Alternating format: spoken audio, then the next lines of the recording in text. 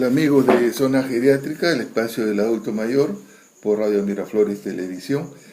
El día de hoy, cumpliendo un mandato del gobierno, no podemos salir a la calle, no podemos transitar, así que vamos a hacerlo en forma, yo voy a dirigirlo solo, voy a conversar directamente con ustedes y respondiendo una serie de preguntas que me han hecho a lo largo del día mis amigos, mis colegas, mis pacientes y las personas que me siguen, tanto en mi Facebook, en mi fanpage, en mi página web.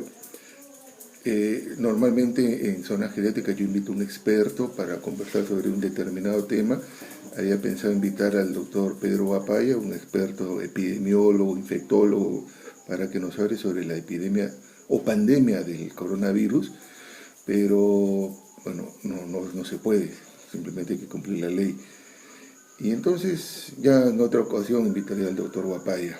Un abrazo, Pedrito, espero que te encuentres bien.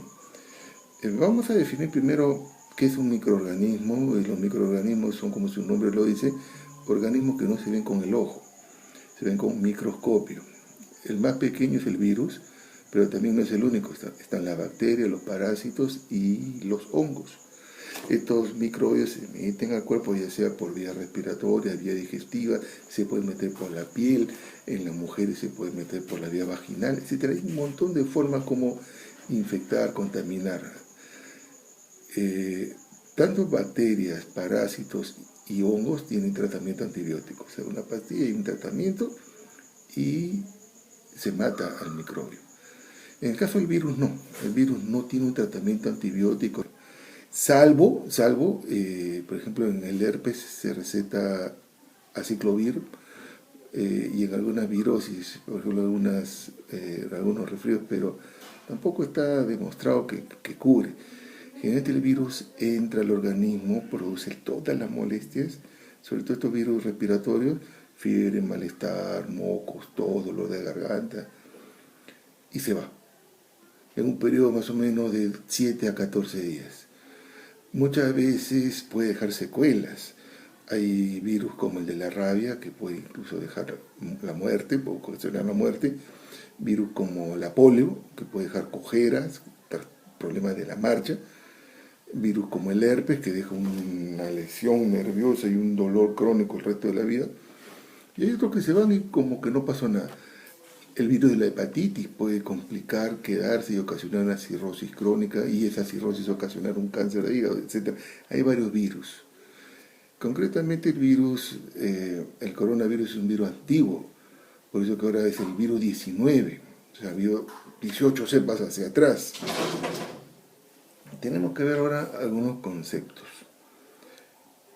Porque el brote es una infección en un determinado lugar pequeño, relativamente pequeño, por ejemplo un barrio, un distrito. Como les decía, el brote ocurre en un distrito, por ejemplo, brote de ciertos resfríos en Villa María del Triunfo, un distrito concreto, o brote de rabia o de fiebre amarilla en un determinado departamento de la selva de nuestro país. Pero cuando ya hablamos de epidemia, epi es sobre, epidemia, y demos es pueblo, democracia, demografía, es ese sufijo, el prefijo epi y el sufijo demos es sobre el pueblo. Y pandemia ya es algo más grande, pan es todo. Entonces ya no solamente es en un distrito, en un país, en una provincia, sino en todo un continente, todo el mundo, y ya la Organización Mundial de la Salud la ha declarado pandemia mundial. Entonces, esto ya es algo que se tiene que hacer. O sea, y las medidas que está tomando el gobierno no son solo medidas que se le ha ocurrido a este gobierno, lo cual está bien, se tenía que hacer, sino son coordinadas. El mismo presidente ha dicho que ha conversado con el presidente de Chile, de Ecuador, de Colombia, de Bolivia, han coordinado porque ya es una pandemia. ¿De qué vale que en un solo país lo solucione si los demás vecinos no lo han solucionado? Tenemos que verlo en forma global y todos tenemos que poner la mano. Ahora, hay varios tipos, en estos casos de epidemias y pandemias, sobre todo infecciosas por virus, hay dos formas de transmisión. La directa, cuando una persona tose, estornuda o respira cerca, por eso que hay que ponerse mascarillas, sobre todo el enfermo tiene que ponerse la mascarilla para no contagiar a los demás. Y los que no queremos contagiarnos, los que trabajamos con enfermos, nos ponemos otro tipo de mascarilla, una que es así media bombadita que se llama la N95. Pero basta la de la de tela para no contagiar. Hay dos tipos de mascarilla, la que es para no contagiar y la otra para no contagiarse. La que no para no contagiar es la de tela, la baratita que se puede usar y botar, se compra por cajas, no es cara. Y la que no es para contagiarse, la que es para no contagiarse es una redondita que se llama la N95, que es un poco cara. Y la tiene que dar el hospital, el gobierno la tiene que dar porque su personal de salud es el que se la está jugando.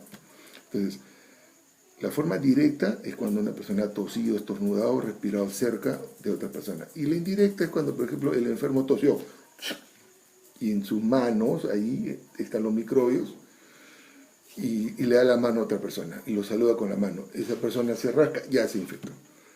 Otra, la persona tosió y va a agarrar el celular, el teléfono, el botón del ascensor, cuántas cosas, y va contaminando todo lo que toca. Esa es la forma indirecta. Entonces hay dos formas. Por eso que dicen lávense las manos. O sea, no es eso de lavarse las manos, no es por gusto. Son recomendaciones que dan los expertos.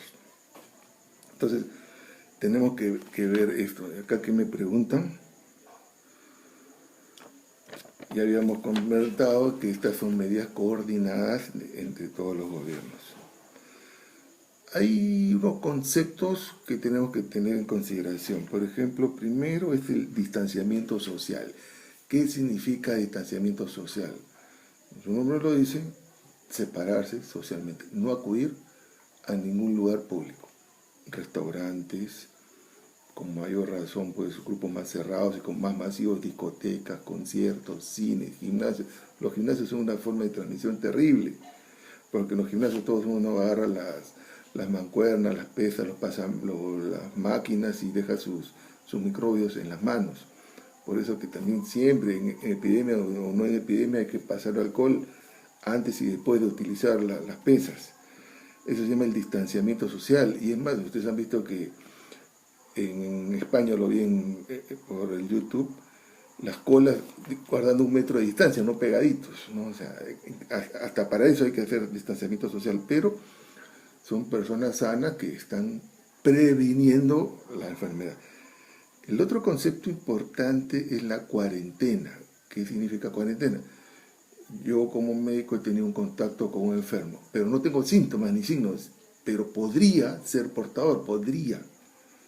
Entonces me aíslo los 7 a 14 días, mejor 14, porque podría estar incubando. Y de repente en esos 14 días no pasó nada, en buena hora.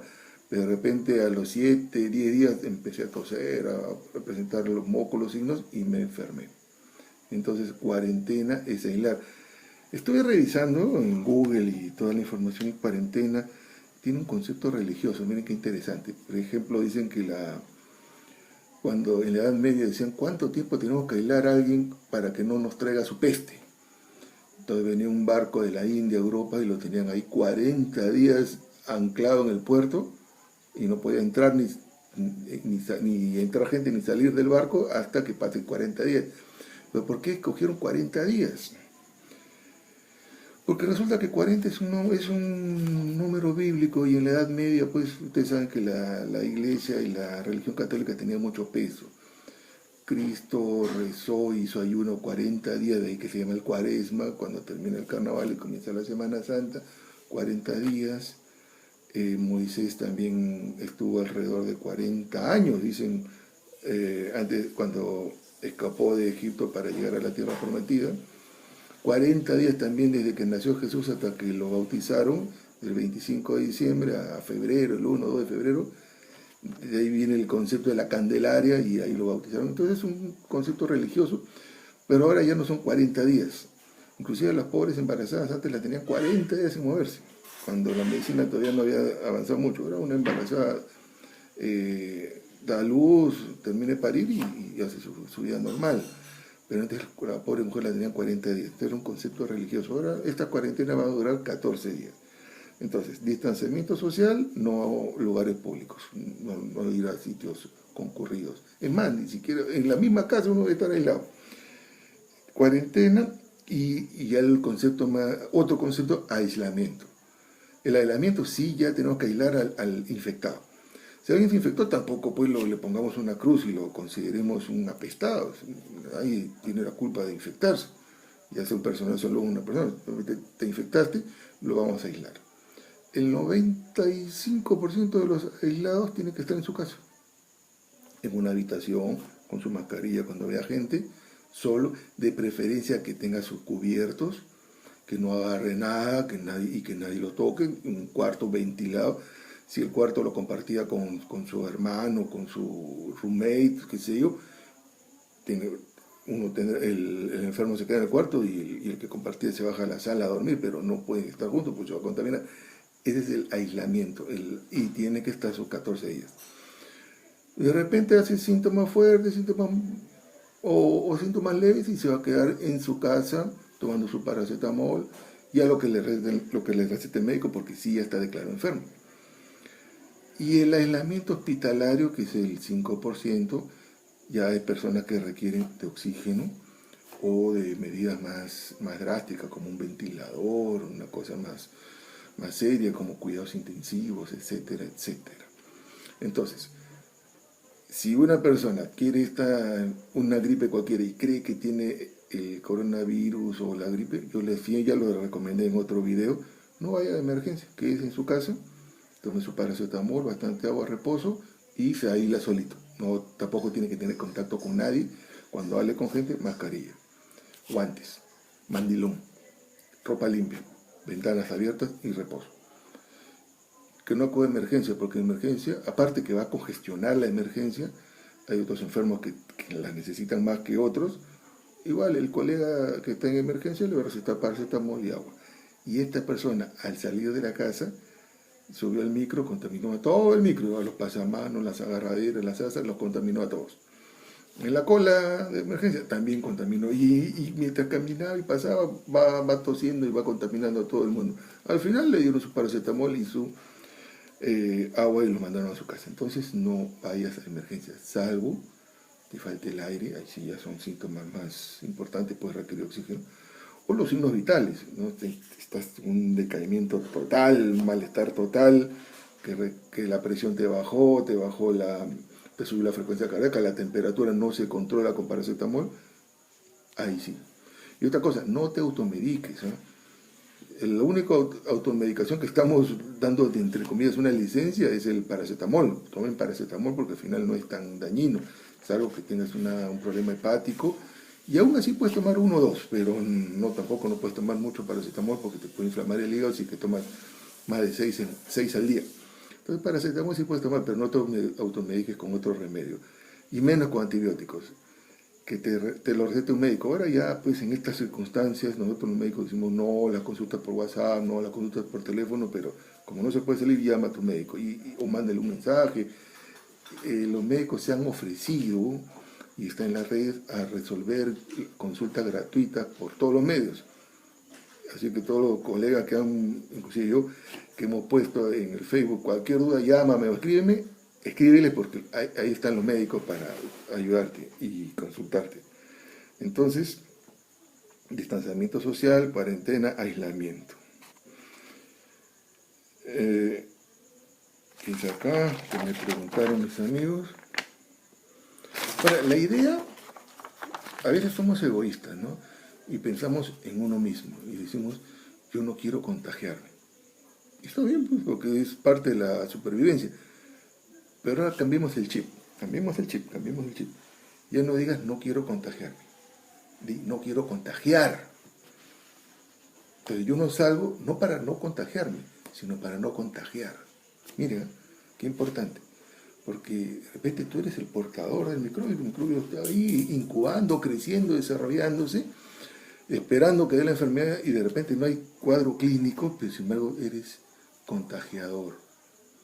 Entonces la idea no es no contagiarse, la idea es no contagiar. Capten ese mensaje, importantísimo. No seamos egoístas. ¿Quiénes son las personas en riesgo? Las personas en riesgo, ya lo hemos dicho, y está personas adultas mayores, por definición, y de acuerdo a la ley del adulto mayor del Perú, y la persona adulta mayor es mayor de 60 años. Esa es la definición. Pero hay personas de 60 años que están en excelentes condiciones, mejor que uno de 59. Ese corte es relativo. Hay dos tipos de adultos mayores, el viejo joven y el viejo viejo. El viejo viejo es el que tiene más de 80 y el viejo joven entre 60 y 80. Pero por la norma es más de 60. Eso es importante. Pero también hay personas que pueden tener menos edad, pero tienen enfermedades crónicas como la diabetes mellitus, algunos se aplican insulina, otros antidiabéticos, hipertensos, enfermos del corazón, gente que ha tenido infartos, que han tenido operaciones del corazón, gente que sufre los pulmones, que tiene fibrosis pulmonar, enfisema, esas enfermedades crónicas, artritis reumatoidea, lupus, que requieren y toman constantemente cortisona, que es un remedio bueno, bien indicado, es bueno, pero que puede bajar la defensa. Pero bueno, lamentablemente estos enfermos toman cortisona porque parte de su tratamiento, entonces tienen la defensa baja. Personas con cáncer, enfermos con cáncer son personas con la defensa baja todo el año, porque los remedios anticancerosos son remedios que producen baja defensas. Entonces a estas personas son personas en riesgo, a ellos ni nos acerquemos.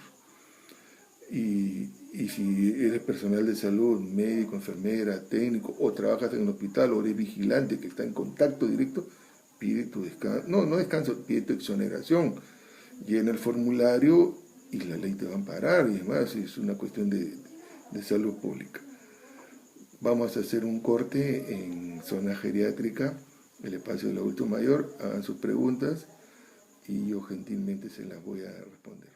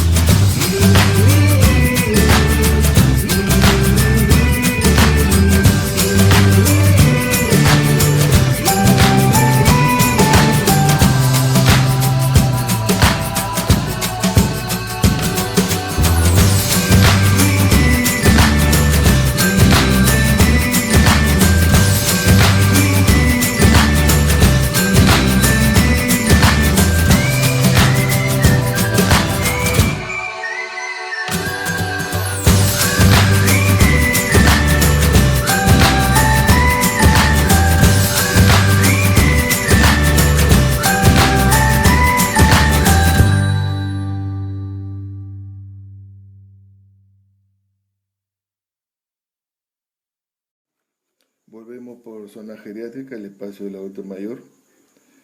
¿Cuáles son los signos y síntomas del COVID-19? Primero, como ya lo dije, puede ser portador y estar asintomático. O sea, estar caminando por la calle, en la casa, y ser portador y no tienes ninguna molestia. Y ya estás incubando el microbio, el bichito, ahí lo tienes. De repente no baja el pulmón, no te da la neumonía o neumonitis, en el caso grave, ahí lo tienes. Pero es potencial, es contaminador.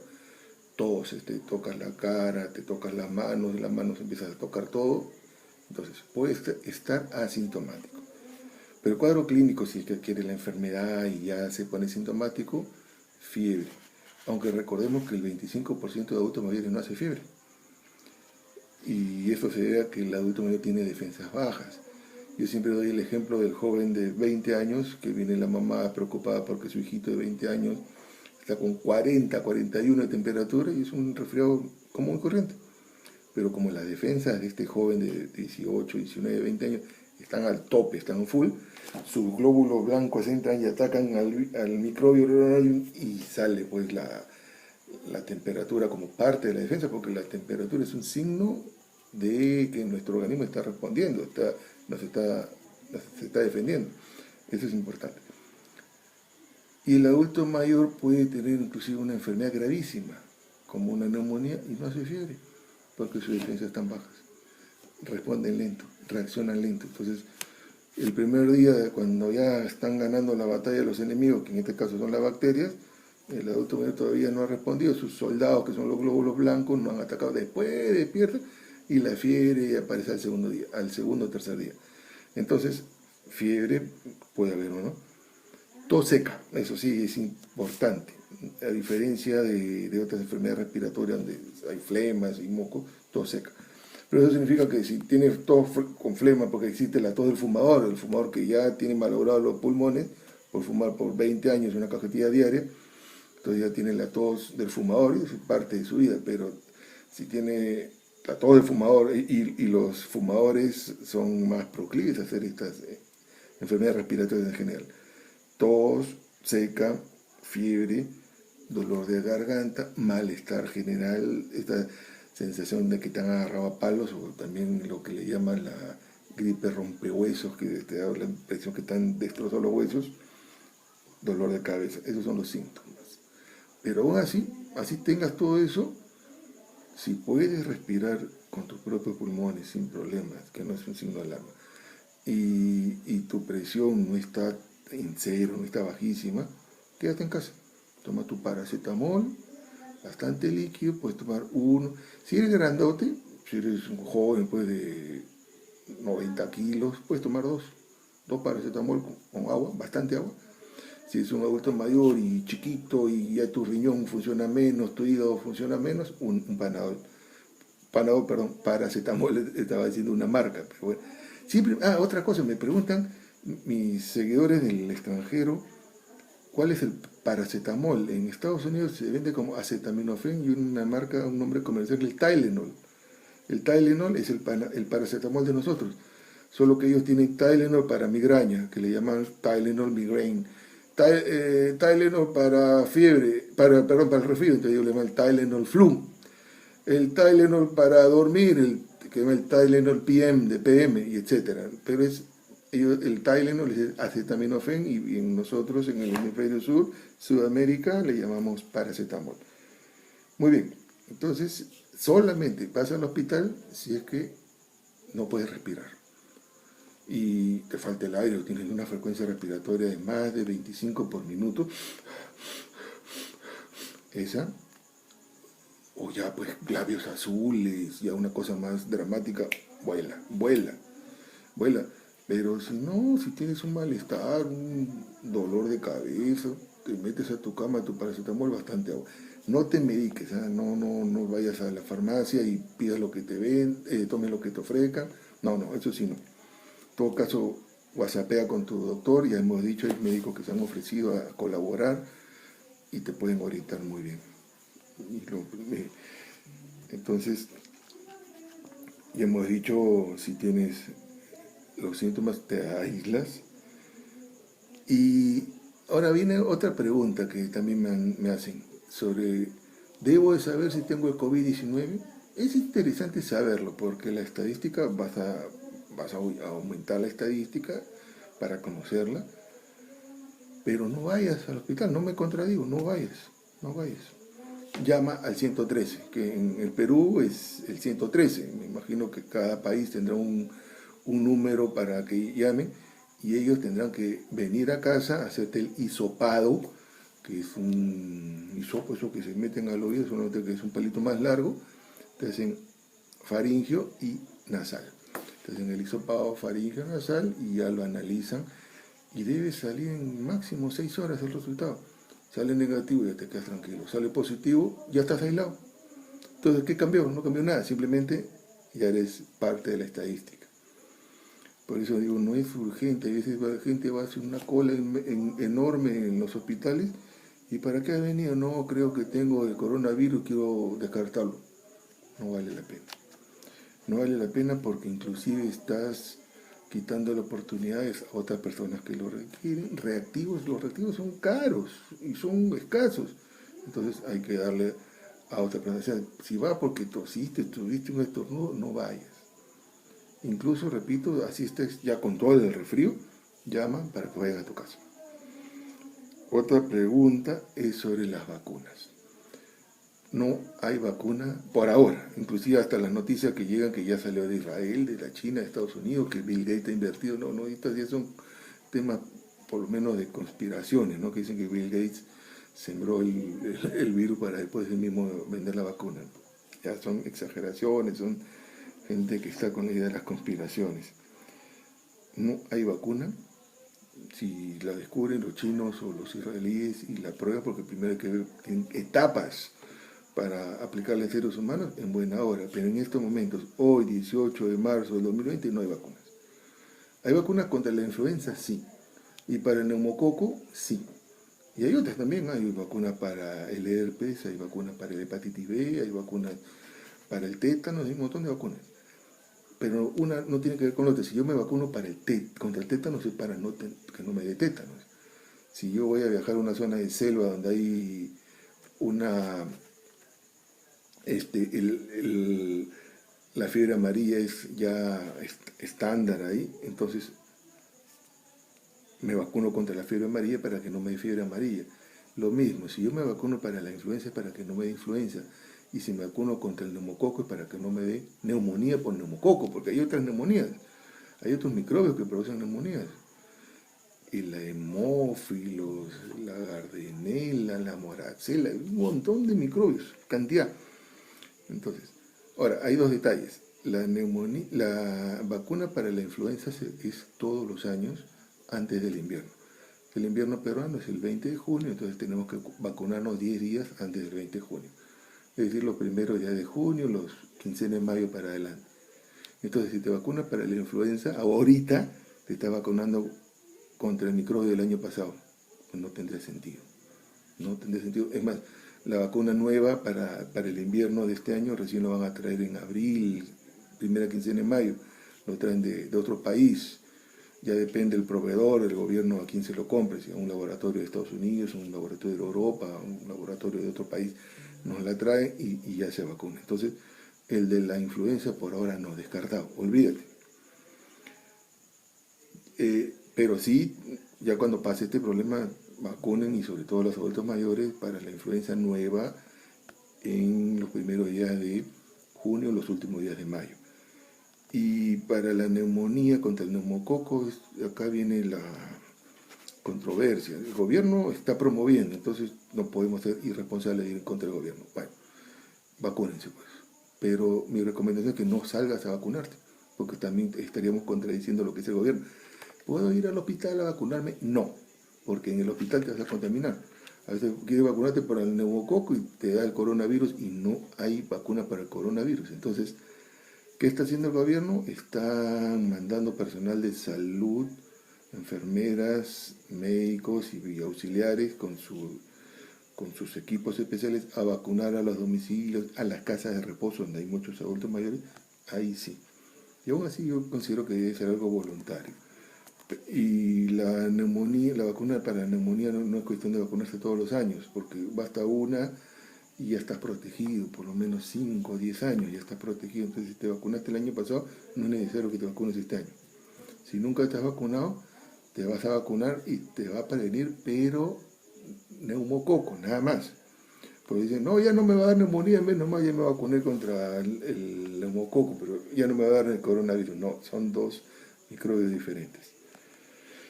Bueno, amigos, estamos en una situación de alarma. El gobierno ha decretado toque de queda. Imagínense lo serio que es. Los jóvenes, los que ya tenemos algunos añitos, ya sabemos lo que es un toque de queda.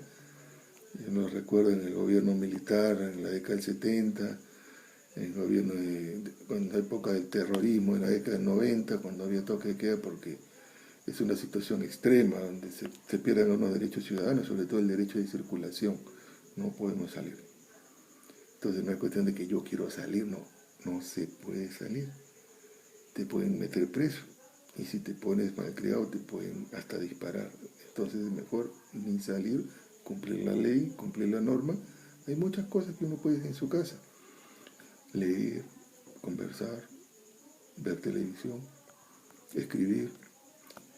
Y los que tienen hijos pequeños aprovechen, pues disfruten a sus hijos, porque después una vez que crezcan ya se van de la casa y hay muchas cosas, meditar, etcétera. Si tienes alguna duda y que no la he podido resolver en este momento, te sugiero que la escribas, ya sea a mi fanpage, Dr. Carlos Sandoval, o a mi otro fanpage, Zona Geriátrica. Entonces, lo escribes y yo te voy a responder de todas maneras. Yo reviso todos los días los fanpage y respondo a las preguntas de mis seguidores. Un fuerte abrazo, aunque no se puede dar abrazo porque no podemos tener contactos, así que una reverencia tipo oriental. Y ya va a salir, vamos a salir. Mis felicitaciones, mi reconocimiento a mis colegas médicos, sobre todo los que están en emergencia, a las enfermeras, enfermeros, técnicas, técnicos, personal de seguridad, también los vigilantes, la personal de seguridad se están jugando porque ellos también tienen el primer contacto, los colegas de triaje, los chicos de cómputo que tienen que de todas maneras estar en la emergencia porque tienen que registrar las atenciones, los choferes, los policías, la gente que está yendo que trabaja en los supermercados, por ejemplo, esas chicas que están en las cajas, las cajeras, tienen más contacto que nadie, porque viene uno tras uno, le pagan, ya sea con plata o con tarjeta, qué sé yo, pero están en contacto directo. Mi reconocimiento, mi agradecimiento. Ya al ejército, a la marina, a la aviación, yo tengo un especial cariño a la aviación porque trabajé muchos años en el Hospital de la Fuerza Aérea, me formé como geriatra en el Hospital de la Fuerza Aérea y tengo un especial cariño a la FAP y a todos. Un abrazo a mis seguidores de diferentes países que me escriben y bueno, vamos a salir de esta. Fuerte abrazo. Hasta pronto.